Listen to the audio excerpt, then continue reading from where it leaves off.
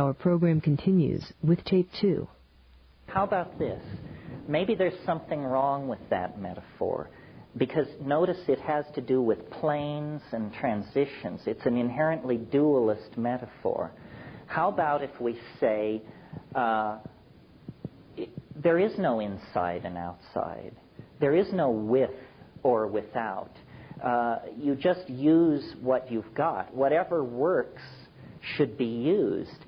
I spent time in India and visited all these people and so forth and so on, and I just became convinced that unless you were predisposed to believe in this stuff, that it would never carry you where you wanted it to. And one thing about psychedelics, you don't have to be predisposed. It doesn't work for those who believe it works. It works for those who think it doesn't work. Then one last point, and then we'll go on. There's a story, maybe some of you know this story, of a man who lived by the side of a river, and he wanted to cross the river. So he practiced a siddhi of levitation so that he could cross the water. And it took him 40 years to perfect this siddhi, and finally he could cross the river. And Buddha was preaching in the neighborhood, and the guy came to him and he said, Master, look what I've achieved. I can walk on the water to cross the river. And Buddha said, yeah, but the ferry costs a nickel. And that's the thing. I think we're not going to be able to replace this tool without wasting so much time in the act of replacing it that Armageddon will catch up with us. I think we have to humble ourselves so thoroughly that you have to admit that you can't get where you want to go unless you form a partnership with somebody whose idea of a good time is growing in a cow pie. And if you're willing to partner up with this humble member of the ecosystem, then you and it can fly to glory. Have at it.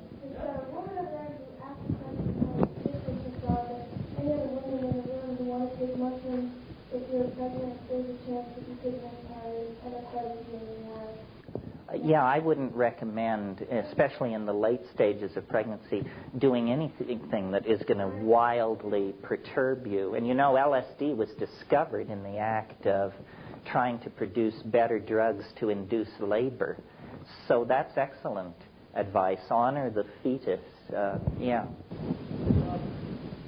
As a biologist, yeah. I'm curious if there's any evidence at all to support damage done with relative psilocybin, or your nervous system? Well, the true and honest answer is, how the hell can you find out when they won't let you do research? It's totally insidious. We don't know. We don't know because they will not allow the research to be done. This is one of the reasons why I say that you should stick with shamanically sanctioned plants.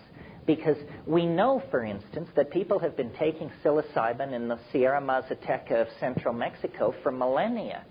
They don't show blindness, tumors, miscarriage, madness, cataracts, whatever. That's your human data for that. But you go to, let's talk for a minute about something like ketamine. Nobody knows. Nobody has any data. MDMA seems to be tremendously effective in facilitating interpersonal stuff. That's a psychological issue. Chemically, what kind of data do we have? 6 years worth of data gathered under duress. So to be safe, stick with the things that are sanctioned by human use. And then, in some more enlightened future, we will explore these synthetics and find out just what the parameters are. Yeah, finish up. And with the natural thing, mushrooms or peyote, because it's a natural thing, needed doses of that are not going to help. No, I'm not saying that. I'm saying take things which have been sanctioned by human usage. I mean, how about a plant like Strychnos nox vomica? I mean, you're dead in a minute and a half. And it's a beautiful, wonderful plant. Why did it kill you? Well, because it's jammed with strychnine. No, it's nothing about its being a plant. It's about having a repeated history of human usage. That's what sanctifies it. Yeah, the lady in magenta. First of all, I'd like to try to the woman sitting over here. I deeply respect the position there because many times in my own search for consciousness, I've wanted to not have to depend on an external catalyst to catalyze my growth in consciousness. But I propose that you think about one thing, and that is, I've studied plants for the last 23 years, plants as medicine. And what I noticed is that there is a particular co-evolution that happens between the plant and the human. And so what I started taking for granted at one point that the mushrooms are going to catalyze the same kind of consciousness that they always have. But not only do the biological climatic situations determine what is going to happen to that mushroom, how it's going to affect your body, but I think that all species are changing consciousness at the same time. So what the generations of mushrooms might have given me years ago when I was 18 years old, that whole species as a whole might be prepared to teach an entirely different, more evolved lesson at this point. And so I'm just trying to catch up a little. That's really an interesting point. I mean, it never occurred to me, but somebody brought it up to me. They said, have you noticed that the trips are changing? And once you do ask yourself this question, it does seem to be so. And I don't know whether that's a deep assertion. I'm not sure exactly what's going on there. For instance, this goddess thing, I don't think people gave the goddess a thought in the early 1970s, late 1960s. Now, people have, some of the least likely people report intense encounters with the goddess. So is it amplifying the general mindset of the society, and so there's more goddess stuff there? Or I don't really know. It's a very interesting question. There are more questions than answers. I mean, this is definitely wide open stuff. Yeah. You discussed our sense of health, which certainly makes sense, is a believable description. And you suggest the use of psychedelics of psilocybin as an antidote to that. But I have trouble seeing a cause and effect relationship as far as what our use or more widespread use might lead to in terms of veering the path. We're trying to restore the relationship of ego to the other components of the psyche that existed as recently as 12,000 years ago. The ego has become a deadly growth in the historical societies, exacerbated by the phonetic alphabet, monotheism, modern science. This is like you're getting sicker and sicker and sicker as you lay these things on.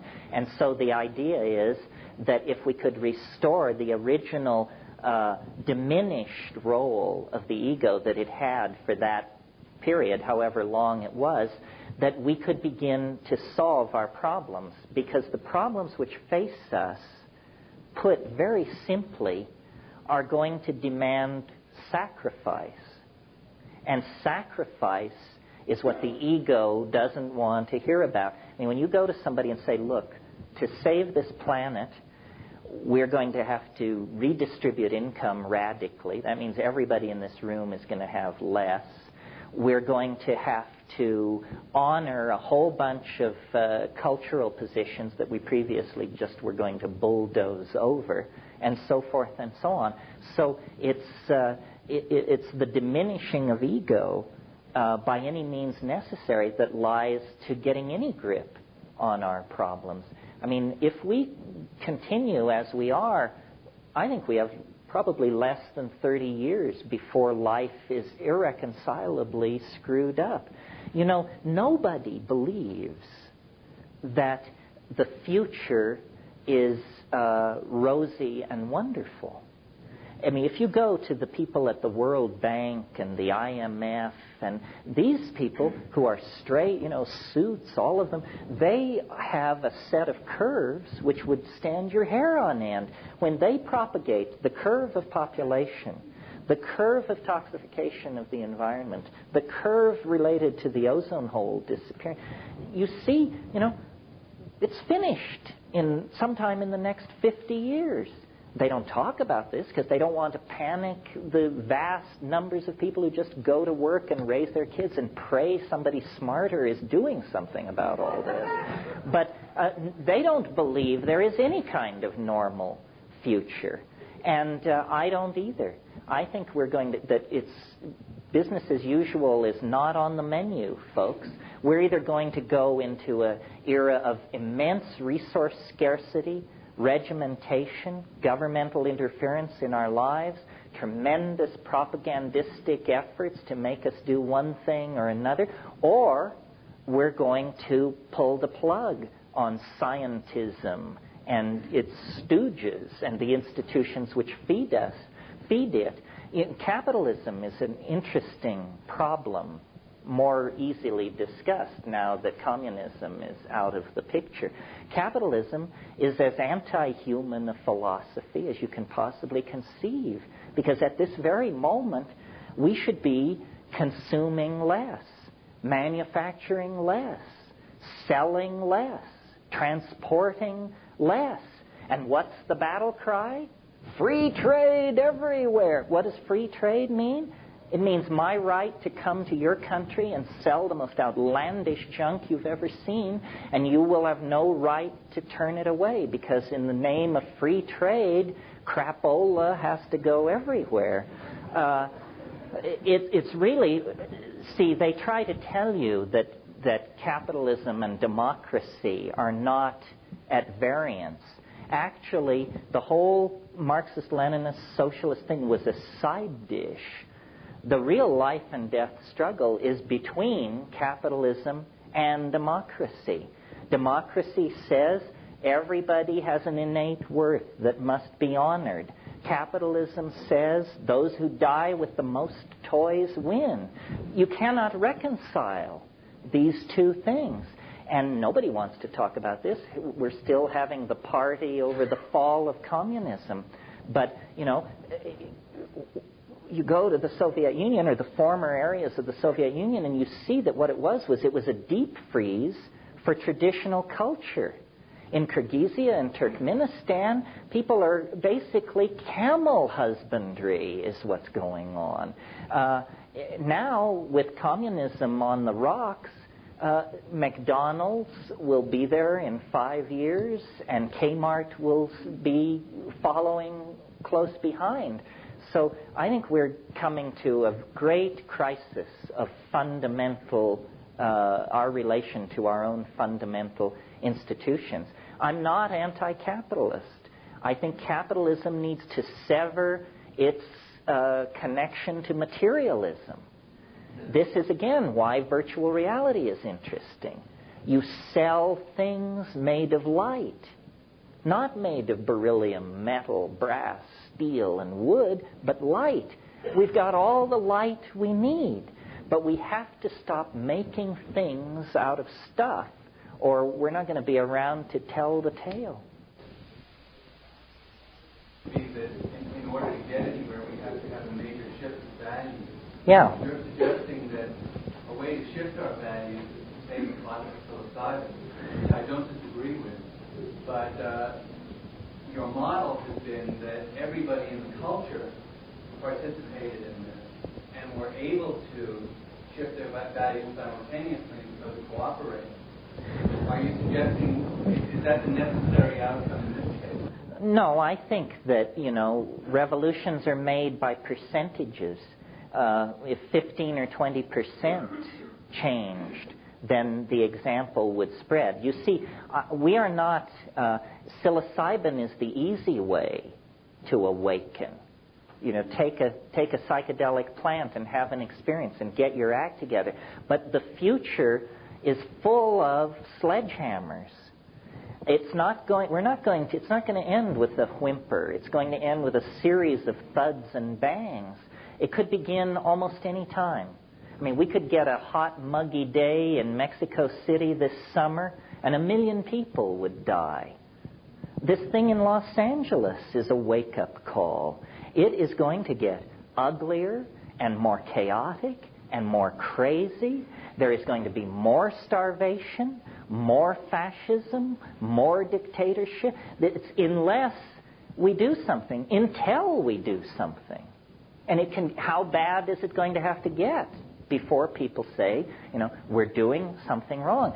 People dance on the Russians, but you've got to admire people who have the guts to say, we did it entirely wrong, 100%. I mean, can you imagine in this country being able to say, it may be coming. It may be coming. This character from Austin is a peculiar item in the mix. I for years had a fantasy speech, which I always imagined that I would somehow end up giving. But it's the speech where you say, my fellow Americans, you have been lied to, screwed and abused by these two criminal parties for 100 years. And your only hope is to overthrow the Republicrats and create a decent world to live in. Well, no Republican can make that speech. No Democrat can make that speech and be credible. It has to be somebody who wasn't in bed with either of those forces. So I'm not at all pleased by who apparently will bear the mantle. But on the other hand, if change is what we need, then it's probably not going to be a candidate that you and I can embrace. It's going to be some oddball. So, we have to recognize it when we see it coming. Yeah. A couple of things. First of all, it seems to me in an attempt to place the spatial and temporal context which implicit experience, you have to realize what the assumptions are that go into that. We don't even know what this is. No, we don't know what it is. Try to place it into a temporal spatial mode. And it seems to me that it serves us better to leave the question open and have the experience, and let the experience tell us what it's about and where we need to go. Yeah, the great thing about it is it can talk. Secondly, I'd like to ask a question about time wave zero. Good for you. When I first saw you talk about that, it was on a tape that was made in Sanford, I believe. And I was fascinated by it, and I watched it closely, but as it got to the end of the tape, when I started getting interested in what the significance of a zero crossing was, the tape stopped. So I'd like to, it seems to be a decreasing function of time, which meant that a zero crossing had some singular significance, but I really wonder what, in real terms, a zero crossing is time wave zero. Well, probably half, at least, in the room haven't the faintest idea what this question is about. I've stayed away from this because this is the personalistic stuff where I've created a certain model of reality based on a new way of looking at time. And I don't want to go into it too much tonight, but I want to suggest something to you tonight, which is that, at the very beginning of this talk, we talked about mutation and natural selection, and the Darwin's insight was vast and deep. And what he offered was an explanation for how rainbow trout come to be, monarch butterflies, redwood trees, herds of elephants, so forth and so on. What it doesn't address is us. We are the weird bird on the block. I mean, yes, we're some kind of monkey, but when you stand us next to our nearest relative, it's very, very clear that it is not a very near relative. It doesn't look like us much, certainly doesn't act like us. what's the deal with human beings? And I think that, you know how all these religions, these Western religions, have built in this idea of the end of the world, and they're always running around expecting the Messiah or something. And this, to the scientific mind, is just the final proof of the pudding that these people have water between the ears. Because science just says, that's just ridiculous. I mean, but I wonder, I mentioned just a minute ago these curves that when you propagate them into the future, everything leads to the unimaginable, and it's all within the next 50 years. So I sort of think as human beings as analogous to iron filings on a piece of paper. And you shake these iron filings out of a salt shaker or something, and there they lie, randomly arranged in heaps. Well, then you come underneath the paper with a very powerful magnet. And lo and behold, these little iron filings coherently arrange themselves into this beautiful double mustache pattern, which I'm sure you've all seen. Well, I think that there is an enormous punchline to the historical process that very, very few people suspect.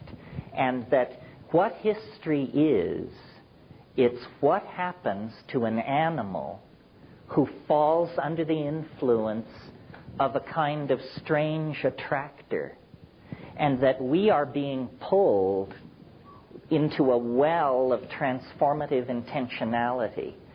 History is not pushed by the casuistry of war, migration, imperial dynastic families and stuff like that. History is pulled toward an unimaginable something which is continuously trying to mirror itself in us. This is why these Egyptians said, I don't know what it is, but I just think we should really build a big, simple building. They say, I don't know why, but I'm going to enslave 50,000 people and do it, and don't ask me why. And this is the same force that reared Chartres Cathedral. This is the same force that created the space shuttle. We are in a relationship to an unseen something which we keep trying to image with our mythologies, our religions, our technologies, our epiphanies. And I think that it's not so far away, that it isn't 10,000 years in the future. It is sometime in the next 50 years, and that this is what history was for. You see, history is an incredibly peculiar and brief phenomenon. I mean, viewed from the point of view of biology, it's less time than it takes for a new species to emerge. I mean, let's call history 25,000 years. In frame 1, you're chipping flint. In frame 2, you're hurling an instrument toward Alpha Centauri. Like that, this happened. Well, what's happening? It's that mind itself is being pulled out of this creature, and it's being given hands and languages and symbolic systems in order to image the unspeakable. The unspeakable, I call it the transcendental object at the end of time. It casts, and it's in another dimension. It's in a kind of superspace. And what it casts into history is the enormous shadow of its immanence. This is what straight people call God.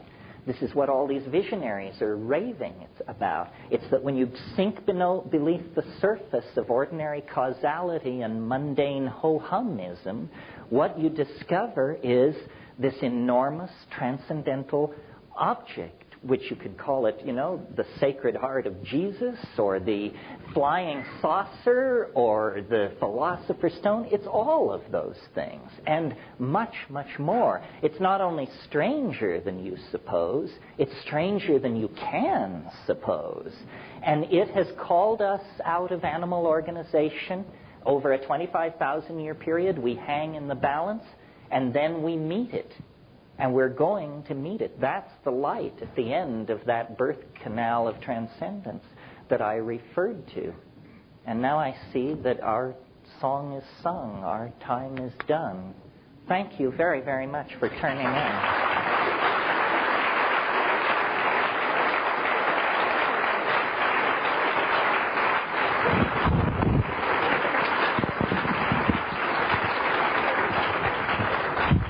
Thank you. If you're just participating either day, you can just show up at 10 a.m. to this place, Saturday or Sunday. Many blessings. Yeah, we'll dig into this deep. In the interim, I think that it's worth taking the time for everybody to just make a very brief, very, very brief statement about.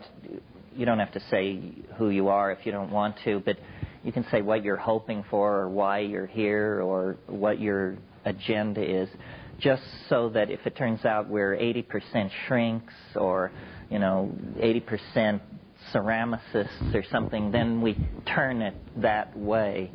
And those of you who are undercover, please stay undercover so you don't alarm anybody. Especially me, right? So why don't we just start and go across in some reasonably logical fashion? We don't want to record this. No. Well, that tells you what you're worth, doesn't it? Oh, true. No, let's not record it so people... And also, I had at one point thought I would be an art historian. That was one of my real obsessions. So I had enough art history to be trained in, recognizing the evolution of motifs, how one artist passes on techniques and conceits to his students or his imitators, and all this art historical stuff. And I also had been very interested in Jung. And none of this seemed to explain the content of the psychedelic experience. I would get in there and say, well, how come I'm not seeing A, archetypes, and B, things which somebody else, I don't know, Dali, Ensor, Caravaggio, Bosch, somebody should have seen this stuff and gotten it down. And there didn't seem to be a trail through the history of Western art of the presence of this dimension. So then I thought, wow, is it that nobody knew about all this? I mean, Bosch would have given his right arm for a sheet of blotter, I would think. So it became for me like a mystery. Where is this stuff coming from, and what does it say about our humanness? Yeah. I've read and heard that Bosch was somewhat of a guinea pig by the alchemists of his time. They were experimenting with him. Well, there's a lot of ink been spilled over Bosch because he is such a startlingly radical painter in the context of his time. Many of his conceits were picked up after his life, Peter Bruegel the Elder being the foremost exponent of it. He may have been an alchemical guinea pig. Frager, I think, wrote a book called The Millennium of Hieronymus Bosch, in which he wanted to suggest that maybe datura use, that there was a cult called the Brotherhood of the Free Spirit, which practiced ritual nudity, which begins to sound something like the orgies we talked about last night. It was a cult of printers, and it may be that the Garden of Earthly Delights was actually painted as an altarpiece for a congregation of the Brotherhood of the Free Spirit. But this is all pretty murky stuff. It's hard to get back to Bosch. He didn't leave any written records. We have his birth is recorded in the parish church of the village where he was born. We know he was born sometime around 1450, died in 1516, but the details are pretty murky. Well, not to belabor Bosch. So what I thought would be a reasonable way to do this morning is to take the most extreme psychedelic case and experience and describe it and talk about it a little, and then see what issues that raises. Because my experience with this stuff has led me to the conclusion that, in a way, it's to be thought of, this other dimension, is to be thought of like a mandala. And different psychedelic compounds and generously different kinds of yoga and different kinds of techniques of all sorts land you in different parts of this mandala, but that what you're always trying to do is get to the center of the mandala. And it's simply my bias, my opinion, but I think the center of the mandala is probably the DMT experience for a number of reasons. And so I thought it would be interesting to talk about it this morning. First, let me talk about it physically. DMT is an indole hallucinogen, a tryptamine, and it's produced endogenously in the human brain. This is very interesting. Very few psychedelic compounds are produced in the human brain. We don't know what DMT is doing there, but it means essentially that we all are subject to arrest on a technicality because we all are holding a Schedule 1 drug.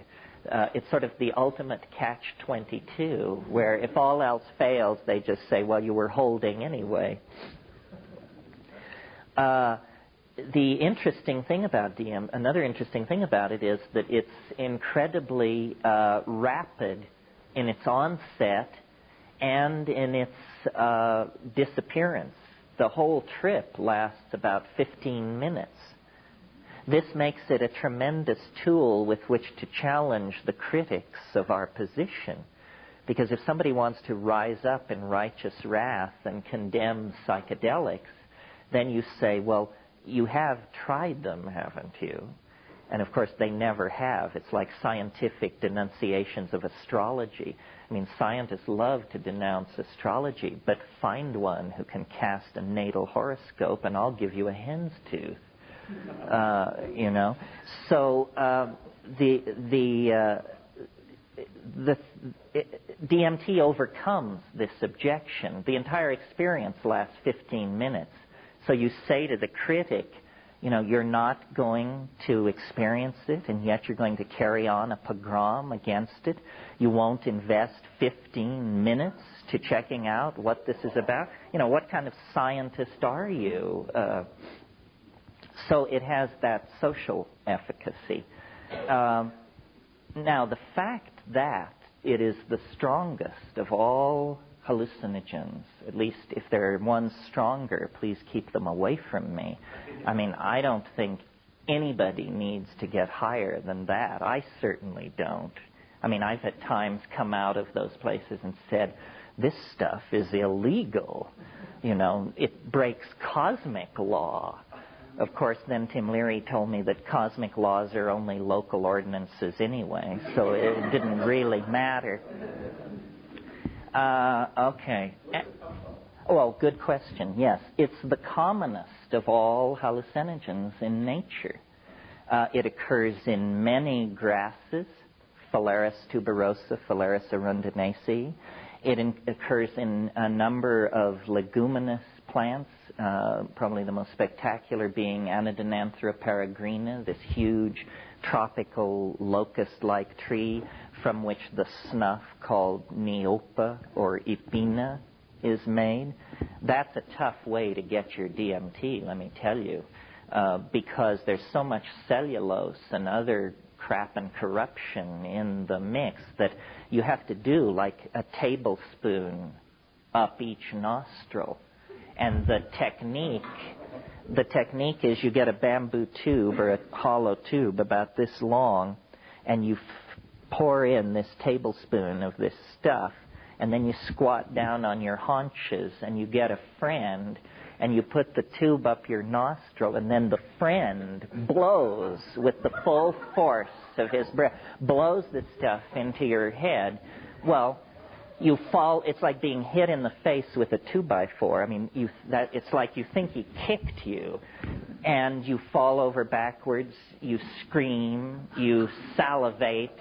You get back up on your haunches, and by this time he has refilled the tube for the other nostril.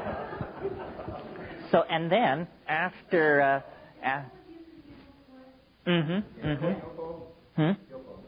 Yopo, Ipina, Nipa, it depends on the language group, and the Waika, the Yanomami, it's also called Vilka in the Carib language.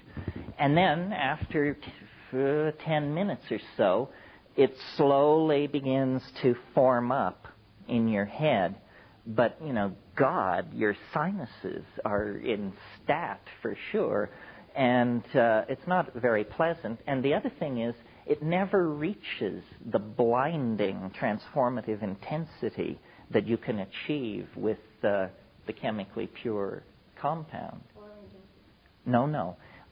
Good point. If you orally ingest it, it will be destroyed in your guts. It won't work. The Amazon Indians have encountered this problem and created a very sophisticated pharmacological strategy for dealing with this. You've all heard of ayahuasca. Ayahuasca is DMT from one plant combined with another plant which contains a chemical which is called an MAO inhibitor. MAO is monoamine oxidase. And your gut is full of MAO. And its job is to take monoamines, small molecules, and oxidize them into a harmless byproduct, usually indole acetic acid, which can be shunted to the bladder. Well, when you take DMT orally, these monoamines these monoamine oxidase compounds just grab onto it and destroy it. But if you take an MAO inhibitor with it, and harmine, which occurs in Banisteriopsis caapi, is an MAO inhibitor, then, lo and behold, it isn't destroyed in your gut. Instead, it passes into the bloodstream. It passes through the blood-brain barrier, which is a very tight chemical filter that keeps the brain from being exposed to toxic materials. But these drugs can cross that barrier. And then, what the ayahuasca experience really is a slow-release DMT trip that instead of taking 5 minutes, takes about 2.5 hours. And if you really know your psychedelics and your breath control techniques on ayahuasca, over an hour or so, you can work yourself to a place where you say, Lordy me, it looks just like a DMT flash. And it does.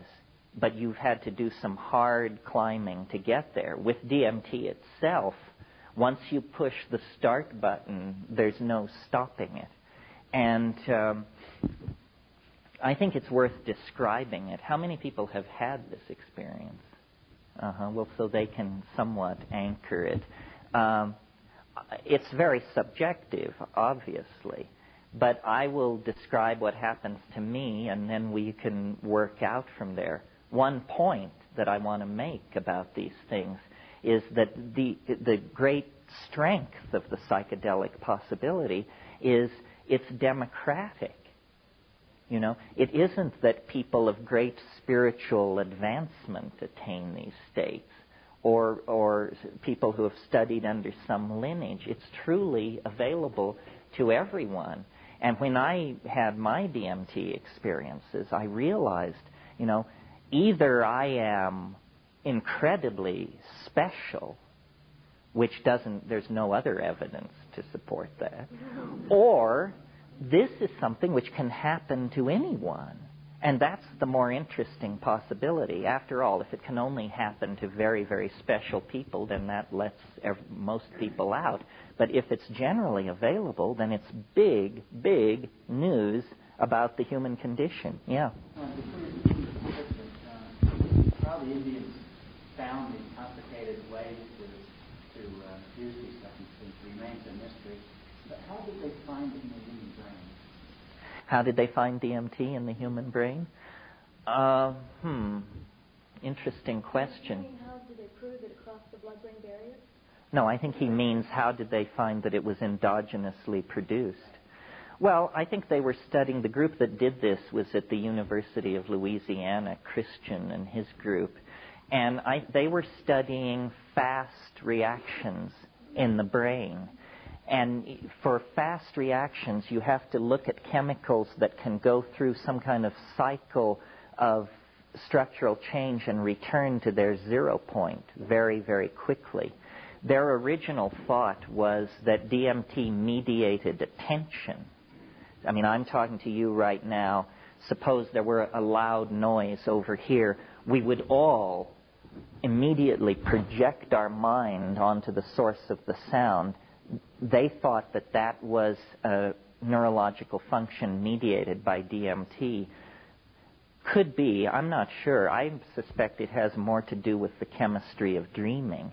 Once they discovered DMT and began to track it, they discovered that there was a circadian rhythm, means a daily rhythm in its production in the human organism, and that it reaches its greatest concentration in the brain around 3:30 a.m. in most people.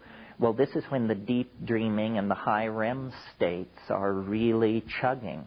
And I suspect, I mean, lucid dreamers may want to argue with this, but I suspect that every night we go deeper places than we can ever speak of, that ordinary dreams are right on the surface of consciousness.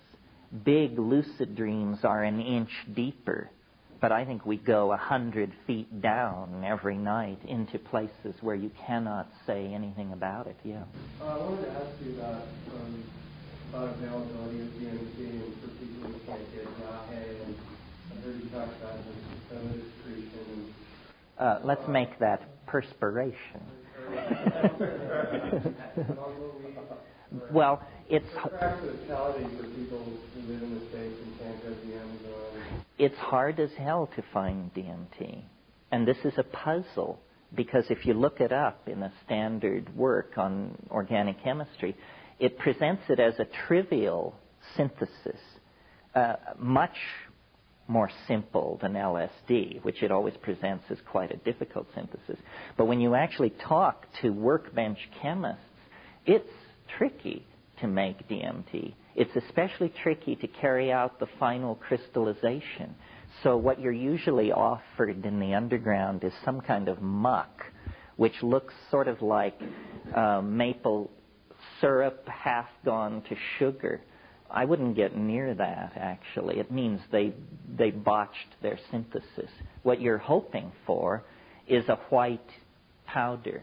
However, in 30 years of chasing this all over the world, I've only seen it as a white powder a couple of times. Usually the synthesis has fallen slightly below that standard, and what you get is a pale yellow powder, sometimes a pale rose or pink powder, and then the real rough trade is orange. And this is what if you've seen it, this is probably what you've seen. It looks like orange mothballs, and it has the smell of indole, this very sharp smell, which if you're not a chemist and you've never smelled indole, when you reach in your mind for what is this like, you'll say, well, it's sort of like mothballs. Not quite, but it has that same sharp chemical, and this is what you're going to smoke, see. So a lot of people beef about that and say, well, it's like smoking burning plastic. Más o menos, but it is a little bit like that. The other objection to DMT that has been around since the 60s is people say it destroys brain cells. There's no evidence for or against this, but I would submit to you, as the people who are neurophysiologists can argue with this if they disagree, but I think an excellent index for the low toxicity of a drug is how fast it clears your system. And DMT clears your system in about 15 minutes. If you take some compound drug or whatever, and 48 hours later you're still taking hot baths and, wishing you could have a massage and sitting staring at the wall, then this drug is really sticking to your ribs. It means that your metabolic pathways have no way of dealing with it. They can't grab it here, they can't grab it there, and it takes a long time to leave your system. An example of this in the pseudo-psychedelic domain would be ketamine. Ketamine, the experience lasts about 45 minutes, but 48 hours later you can feel your knees suddenly go rubbery, or you can have what are technically called fugue states, strange states of disconnectedness from what's going on around you. This is not a very good advertisement for a drug. Here, this woman, and then you. I was just curious with the ayahuasca, how much was this psychedelic and the sense of experience? Well, less, because if you smoke DMT, the dose is approximately 50 milligrams, which is like the size of a kitchen match head. If you combine it with an MAO inhibitor and take it orally, you can probably get away with about 35 milligrams of DMT and 100 milligrams of harmaline. Now, harmaline itself is sometimes described as a psychedelic drug. I really think this is sort of misleading. You will have hallucinations if you take pure harmine, but only at doses approaching the toxic dose. Many compounds will give you hallucinations approaching the toxic dose. Bee venom, rattlesnake venom, stuff like this. That doesn't mean it's a hallucinogenic drug. It means you're dying. And you should take steps to correct the situation. Now, yes? You said that there was a short transit time, but how long does the memory of that experience last? Because that would indicate to me that there is still a presence, and perhaps a homeopathic dose at that point, in the mind, in the brain. Well, DMT, one of the things that has caused me to think that it might have a role in the chemistry of dreaming is that one of the frustrating things about it is you have this experience, without doubt, the most bizarre, appalling, peculiar experience you could possibly have. That's at minute 2. At minute 5, you're raving about it. At minute 7, you can't remember it. And so it's literally like gold running through your fingers. You say, this is the most amazing thing. This is the most amazing thing. This is, what am I talking about? And you know how you can have a very engaging, complex dream, and the alarm goes off, and by the time your feet hit the floor, you're grasping for it. And it's literally melting before your eyes. That's a very DMT-like presentation. The way a dream melts away is the way a DMT trip melts away at the same speed. Well, over time and using tricks, you can drag a certain amount of data out of it. And what I'll do is I'll describe a DMT trip, and it's a composite of maybe 40 of these trips, and then you can see what you make of it. So this is, I'll just describe it. I'll be the graduate student, you be the guy with the clipboard. You're saying to me, so what happened? Okay, here's what happened. I took 1 takes. Most people can get off in about 3 to 4 hits. Now, there's a trick to it. Hash smokers are greatly favored in this endeavor because you really need leather lungs for this. The great problem is that people will cough or not be able to hold it in. You take 2 hits in a situation where your clothes have been loosened and you can just flop backward when you need to. You take 2 hits. Now, many people miss the point, because after 2 hits, you feel completely peculiar. You feel as though your body is undergoing some strange kind of anesthesia. All the air has been pumped out of the room. This is the visual acuity thing I talked about last night. The colors jump up. The edges sharpen. And at that point, people say, whoa, wow, it's really coming on strong. And then what you have to do is you have to take one more enormous hit. And this separates the intrepid from the casual, believe me. Because most people, and the facilitator doesn't want to lean on the person. You say, damn it, take the 3rd hit. And they're saying, no, I feel completely weird. Say, I know you feel weird, but take the 3rd hit. Well, if you can coax somebody into that, then what happens is you close your eyes and you see the ordinary warm brown back, closed eyelid scenario. And then these colors begin racing together. And it forms this mandalic, floral, slowly rotating thing, which I call the chrysanthemum. This is a place in the trip that you want to see as you go by it. The chrysanthemum forms, and you watch it for like 15 seconds. If it doesn't give way, then you didn't do enough.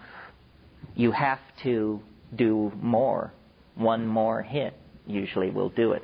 Well, then what happens is it like physically propels you through this chrysanthemum-like thing, and there's a sound like a saran wrap bread wrapper being crumpled up and thrown away, that crackle.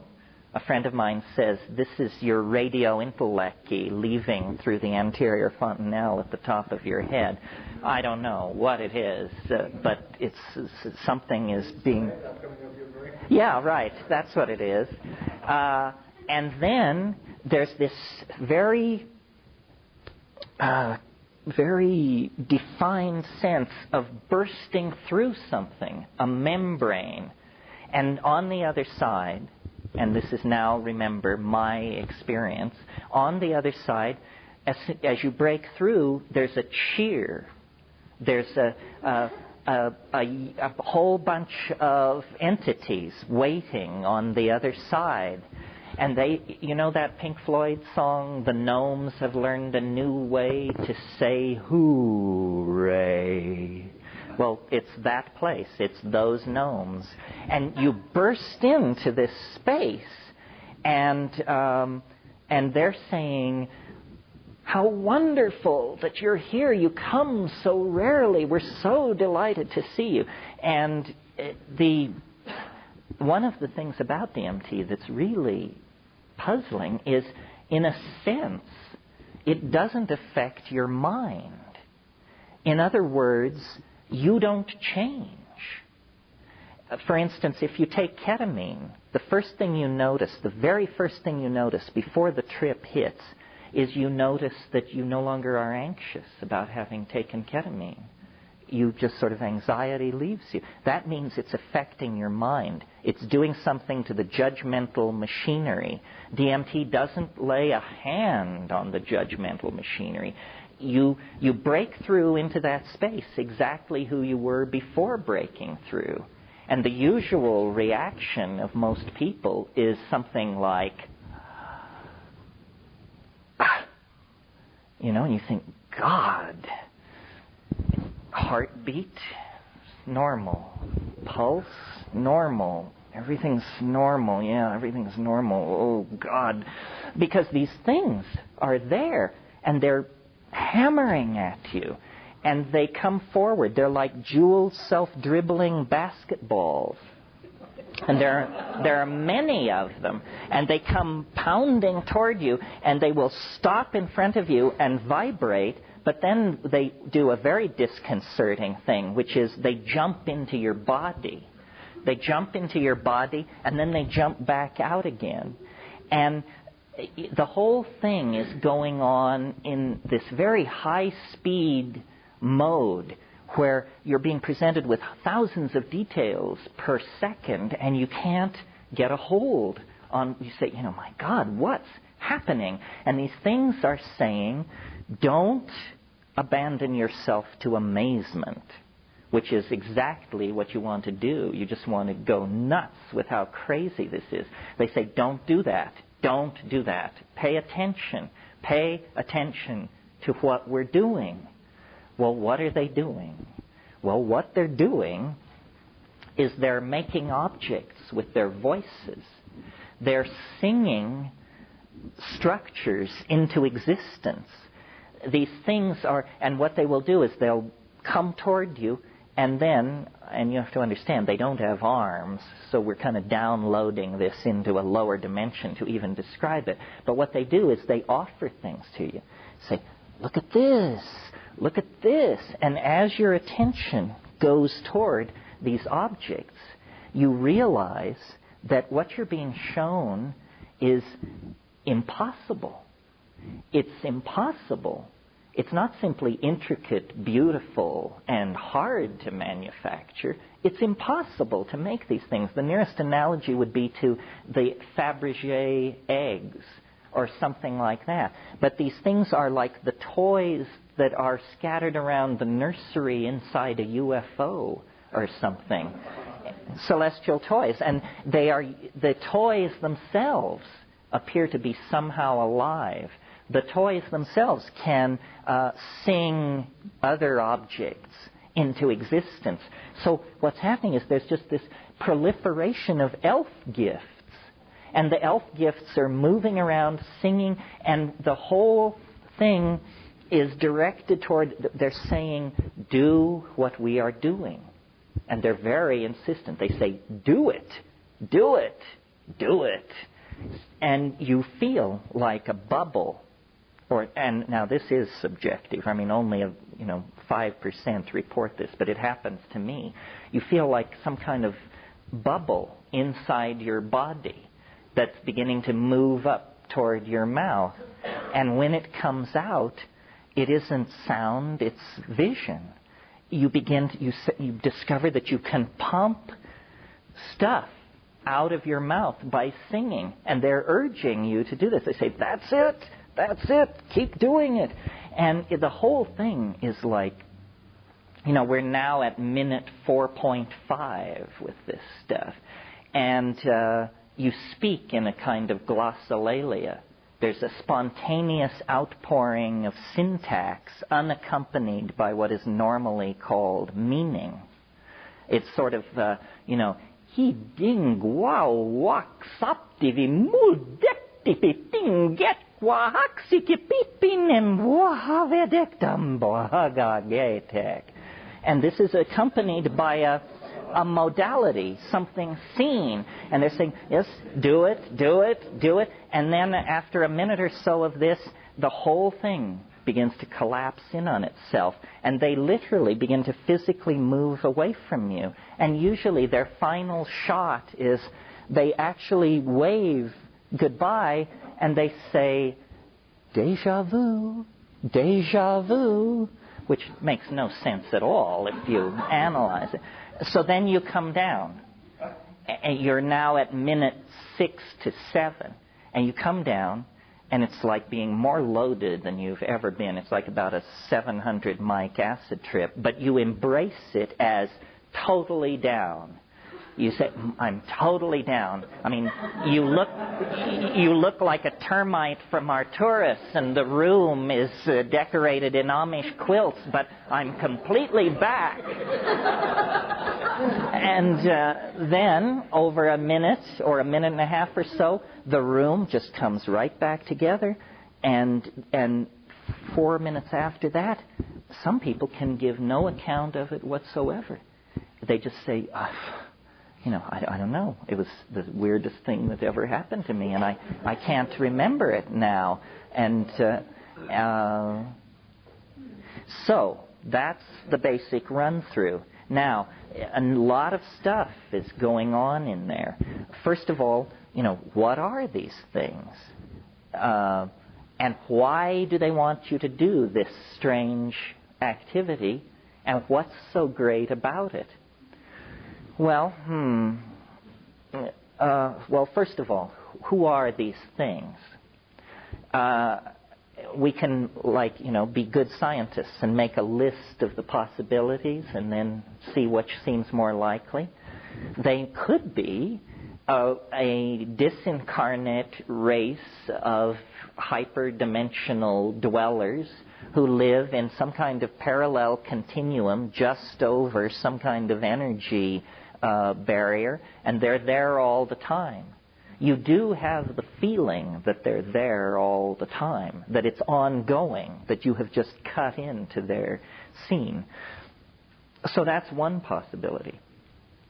Another possibility is that behind all these psychedelics, and especially DMT, that this is not a drug at all, that it is essentially a pay telephone of some sort to aliens, good old National Enquirer type aliens who are using this as a communication domain. Say, we can't land on the White House lawn. That would create panic and hysteria. So let's create a drug, which inside the drug we will be able to deal with people. And I was hoping that John Mack, who's an expert on UFO abductions, would be here this weekend. I expected him because I think this whole abduction thing is not going to be illuminated until they start giving abductees DMT and saying, so is this what happened to you? Was it like this, or was it completely different? Well, so then those are the two possibilities that I sort of dealt with over the first 10 or 15 years of thinking about this. And then recently... Just 1 second. So possibly that experience that people are interpreting as an abduction is just a hyperproduction of endogenous DMT within the brain. It could be. What puzzles me is that the abduction thing is so non-psychedelic. It's so cut and dried. And all this anal examination stuff with strange machinery, there's nothing comparable to that, I'm happy to report to you, going on in the DMT thing. But it may be, you see... Maybe their filter explains what they've done. Well, I'd be interested in looking at the possibility that DMT, under normal or abnormal conditions, could be sequestered in the human brain, and then some unusual stimulus or stress could cause it to suddenly be dumped. And I want to share that there have been some migraines that I've had where, what you just described about the colors coming in and the chrysanthemums happened, and it's been so fascinating. I've completely forgotten about the pain about it and just watched it for hours. Well, until I guess I fell asleep, but it sort of struck a note, and I was always under a lot of stress when I got the headache in the first place, and there seemed to be a lot of brain things going on with the migraine in the first place. So I'm wondering if that's... Yeah, that's an interesting possibility. I also have migraines, or the kind called cluster headaches. And yes, a lot of the nice thing about DMT is that it's painless, but the sense of being split open and of the traveling scotomata, as they call these hallucinations that migraine people see, it's related in some way, yeah. May I bring science into this a little bit? Sure. It involves a principle that is characterized or called phasing, but its basis is sort of what happens on a subatomic level between matter and energy. Turns out there's no fundamental particle. At that level, you have this dance between matter and energy. Energy coalesces into a bit of matter, which then becomes energy. And you can look at this matter-energy relationship as having a wavelength or frequency associated with it. Now, granted, this happens on a subatomic level, but if there's something comparable going on a level at which we seem to exist in physical form, and it seems to me that there has to be something akin to it, that it may be that we as beings are sort of tuned to a frequency range, in this particular form, and that somehow it's possible to shift that or expand it so that what we're actually experiencing is a broader range of frequencies, or sort of a shift in wavelength. And I think some of these experiences can be at least explored, in that context. There's so much that we don't know. Ain't that the truth? Of this cosmos that, but we can take, we can extrapolate to some degree. At least we can use this to take journeys and explore possibilities from what we do know in science, for example. What happens in a subatomic or on a quantum level? For God's sake, the language of these people is sounding more like sorcerers these days than science. And we do seem to at least believe from the evidence that we see that there is this matter-energy interchange on a very fundamental level. Now, if something akin to that is going on a macro level, there may be this principle of phasing in which we either shift our tuning or we expand it to include a larger spectrum. Yeah, I think that that's a very interesting avenue to pursue, this thing about frequency. Somebody told me one of the great things about this job is you hear a lot of weird stories. And somebody told me a story recently about, it didn't involve DMT, it involved LSD, but this guy and a friend of his took a quite large dose of LSD, larger than they intended, and they went to a party. And they were so loaded by the time they got to the party that they realized they could not function as party goers. So they just moved into a corner and sat with their backs to the wall and watched this party rage in front of them. And after about 20 minutes of sitting there, they both simultaneously noticed, it was a dance party, noticed that the music was sounding really strange and everybody was moving very slowly. And as they watched, the thing came to an absolute halt, and people were just frozen, and there was absolute silence. And at that point, the door at the other end of the room swung open, and an elf entered the room and moved among all these frozen people, and then left by the door he came in. And they both saw this, and they said that they could tell that it was, that the people in the room didn't know it happened, because for them it occupied a microsecond. But this thing that was, in Carlos Castaneda, who God knows is not the world's most reliable reporter on these things, nevertheless, there is this thing about stopping the world.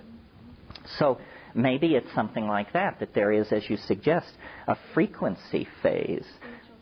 Yeah.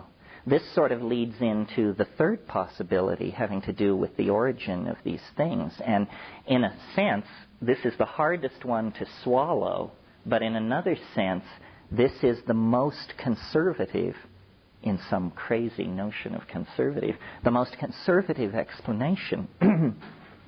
Because, yeah.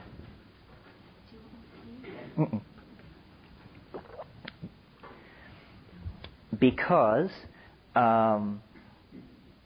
we have no evidence other than the tabloids that this world is being visited by friendly visitors from Zenebel Ganubi or Zeta Reticuli or the Pleiades or anywhere else. I mean, to my mind, the evidence that this is happening is vanishingly small and totally underwhelming. The other possibility that there's some kind of parallel dimension in which these things exist is also somewhat poorly supported. If we're talking about something which thinks, something which can communicate, something which is intelligent, then we should look to ourselves as the source of it, because we are the only intelligent communicating things we know within a certain narrow definition of these things. So that it's occurred to me with greater and greater force, and largely prompted by giving DMT occasionally to Tibetans and Amazonian shamans. And when you say to them, to the shamans in the Amazon, when you say to them, what is happening with this stuff, and what are those little things in there? They say, oh, well, those are ancestor spirits. Didn't you know? Haven't you heard? Shamanism is about doing healing through the intercession of ancestor spirits. Say, ancestor spirits, let's get this straight. Dead people is what you're talking about, right? These are dead people. And, maybe because I was raised Catholic, I resisted this like grim death. But I'm beginning to think that what you actually break into in that place is something that we might call an ecology of souls. That is it possible to entertain the notion that at death you actually don't just become worm food, but that something survives in some other dimension, and that it has this bizarre character to it, and that this explains their peculiar affection for humanity and their involvement somehow in our fate. Well, this is, to me, fairly mind-bending as a possibility. If what is awaiting us at the end of the 20th century is the erasure of the boundary between the living and the dead, then we've all been too conservative in our projections of what is going on. Yeah. Isn't that one of the aspects of the returning of the Messiah, that the dead will arise? Yes, that there will be some kind of erasure of the boundary between the two. Well, once I had this idea, I mentioned my Jungian and art historical proclivities, and so that means you always look back through tradition and folklore to try and find something analogous to this. Well, there ain't much, but there is one area that seems suggestive to me, and that is, as you all know, the Irish are a fairy-haunted race. They're also an intoxication-obsessed race, at least in stereotype. Well, it turns out that you probably all are familiar with the notion of purgatory. Purgatory is the place where you have to spend a lot of time before you get to heaven if you're not bad enough to go to hell. So you put in a few kiliochasms of eternity in purgatory, and then you get let into heaven. Well, I had always assumed that this dogma, I don't know, I hadn't really thought about it. I just sort of assumed it arose with early Christianity. But when I began looking into this, I discovered that the idea of purgatory was invented by St. Patrick. And it was invented specifically to convert the pagan Irish, because the pagan Irish believed in the land of Fae. They believed there was this nearby dimension full of the souls of the dead surrounding us all the time, and that certain people with the gift of second sight could see this. So Patrick just said to them, no, that isn't it. It's purgatory, and was able to push that on them so successfully that a later church council adopted it as general dogma for the church to use in converting the pagan Slavs as well. So it's an idea of a nearby dimension inhabited by disincarnate souls that is apparently very old, but very alien to our tradition, yeah. There's another notion that comes from quantum physics, and it's going to be a gross oversimplification, but it's kind of related, and it has to do with the quantum wave function, which is really kind of a dual wave. It has two parts to it. One part, and they both have a temporal or time-related aspect to them.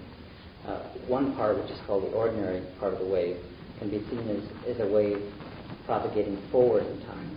And the other half of the wave, which is called the complex conjugate, can be seen as propagating backward in time from some future state, some past state, some future state, emitting waves which at some point interact and produce what is perceived or experienced as the present state, which is really a dynamic process in itself. There is no absolute present, because as soon as you get out of your mouth, it's past. But the interesting thing is that what that implies is that what we experience in the present, whatever that may be, is somehow related to some future state and some past state. But it also means that neither future or past are fixed, and that we could sort of align ourselves with different tracks or vectors. Mm-hmm. and a slightly different vector, slightly askew, may produce something totally different than what our ordinary perception is feeding. Well, yeah, this could be. I mean, I've always felt that what biology is some weird kind of chemical strategy for amplifying quantum mechanical indeterminacy. That, macrophysical objects are not subject to quantum mechanical indeterminacy, but organisms apparently are, especially thinking organisms. We don't know. That's our perception. Our perception is that objects on a macro scale, large scale, are not subject to quantum fluctuations. But that's only because of this probability wave in some sense, in that there's a most probable state. And if we happen to exist in that our perception is that it's more fixed, that there is no indeterminacy. It obeys certain laws that are rather linear in nature. But we really don't know. What you're sort of saying is that natural laws only apply some of the time, which gives them a curious status as laws in that case. Well, that's sort of broadening the notion of relativity. What happens in a black hole, for example? What is a singularity? It simply means that the laws that normally apply in everyday experience no longer are relevant. Well, one of the problems cosmology is meeting is that there are so many large black holes in the universe that you come up with, 10 high 6 singularities. That's a few more singularities than a good theory would tolerate, I would think. I mean, what kind of theory is it that hands you back 10 to the 9th singularities, which are exceptions to the theory? That's true, but a lot of that's based on assumptions that are stretches. Ain't that the truth? Again, it gets back to the psychedelic experience. It's this whole lower dimensional language slice thing that we seem to have to operate in order to describe an experience that just does not fit into that slice. Mm-hmm. We do our best to do it, and sometimes it comes across being very crude and naive. Sometimes we kind of get close to the mark, but it's difficult to know. The whole notion of black hole singularities is just the present attempt at explaining some experience that is beyond ordinary experience. None of us have encountered a black hole directly that we know of. That's true. It seems to me one of the embarrassments of science is that the Big Bang begins with a singularity. And so then you have this whole vast interlocking schema of rational explanation, except that it begins with a hard swallow. You're asked to believe that the entire cosmos of space and time sprang from a point no larger than a cross-section of a gnat's eyelash. Whatever else one could say about that theory, I think you'd agree it's the limit case for credulity. Absolutely. If you believe that, try to think of something that you would throw up your hands and say, well, I'm not buying that. It absolutely, it's sort of like when you join the Catholic Church, you make a declaration of faith.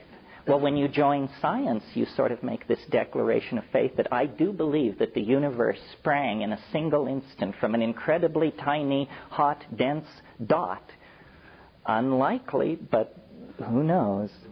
There's something else. As you two were dialoguing a bit, I was getting this visualization of you have to look at the pond of reality, so to speak, as not only being the visual of someone throwing a pebble from the top of the pond and creating the ripple effect or the wave effect, but also from the bubbles coming from below. And to me, the deep space that you were talking about is the air inside the bubble coming from below. And so the dimensional reality of that picture is not a linear time perspective. It's something coming from all directions. It is, again, the center of the mandala effect. Well, this is why I say the psychedelic experience is a boundary-dissolving experience, because it takes away past, present, cause, effect. All of these things disappear. Now, remember I said ayahuasca is a kind of slow-release DMT trip. And one of the really interesting things going on with ayahuasca, to my mind perhaps the most interesting thing, is that the style in the Amazon of taking ayahuasca is people get together in a darkened hut at night, and they take it and they sing. But the songs, they're selling them at the table back there, the songs, when there's a break in the singing and you hear the people discussing the songs, they don't discuss them like music. They discuss them like sculpture and painting. And they say to the shaman, I liked the part with the gray bars and the blue speckling, but when you brought in the pink in combination with the beige and white, I thought it was too much. Say, what kind of a discussion is this about a song? You realize then when you take ayahuasca, they see the songs. And now this is really interesting to me because you remember in the DMT flash, they wanted you to use your voice to make objects. Well, then in the ayahuasca trance, you use your voice to control these colored modalities.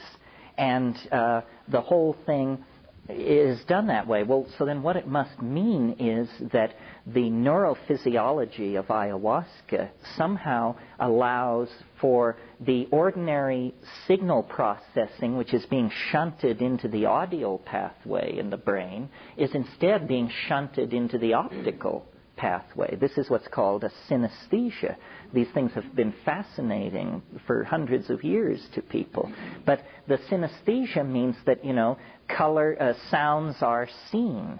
Well, now, is this anything other than a neurophysiological curiosity? Well, I maintain it is, because I think that a language which could be seen would be a kind of telepathic language.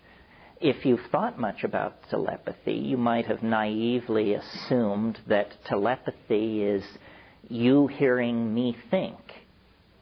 That isn't what it is, I think.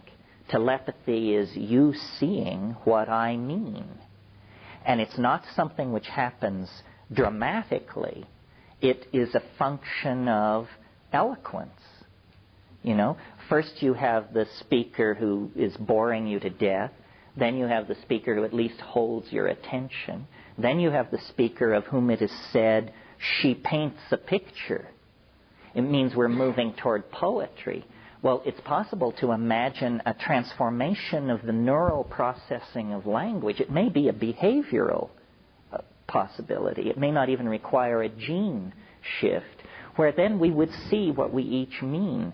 There's this persistent idea promulgated by Robert Graves in The White Goddess, among other people, that there was once what he calls an Ursprach, a primal language, so emotionally intense that to be in the presence of poetry declaimed in this language is to see the poetry, and that this is what the lost poetics of the High Paleolithic were about.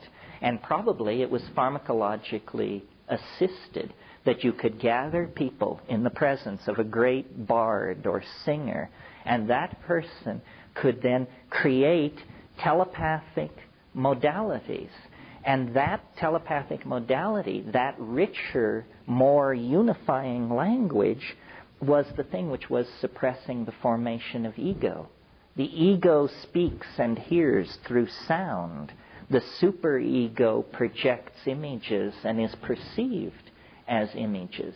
Now, it's very interesting, at least to me, that in the pineal gland of ordinary human beings, there is a compound called adenoglomerotropine, which, when analyzed in inorganic, or just in the normal nomenclature of organic chemistry, turns out to be a beta-carboline closely related to harmaline. Well, is it possible that we are as close as a one-gene mutation away from a shift that would switch our processing of audio input into the visual field, and that then we would cross over into a realm of beheld understanding? And that this is the evolutionary leap that we're trying to make, that it's in the body not in the technology. In the body, there is actually going to be a one gene click to another channel, and then we will be able to see what we mean. And I maintain that if you can see what somebody means, you are that person. Contrast it to ordinary communication. Ordinary communication is achieved through small mouth noises. As primates, we have a throat and voice box arrangement that allows us to produce small mouth noises for hours, if necessary. I'm the living proof of it. But it's not a very efficient mode of communication, because what happens is I have a thought. I look in a culturally sanctioned dictionary, which I have copied into my head. I translate the thought into an acoustical signal using my mouth, which moves across space, which enters your ears. You rush to your interior dictionary, and you construct my meaning out of your dictionary. Now notice that this process rests on a very shaky assumption. It rests on the assumption that your dictionary and my dictionary were published by the same folks in the same year. If your dictionary is different from mine, you will not correctly reconstruct my meaning, and we will have what we call misunderstanding. Notice how among us as a species, one of the most bring-down things you can say to somebody is, would you please explain to me what I just said? Because it means, oh boy, here comes trouble.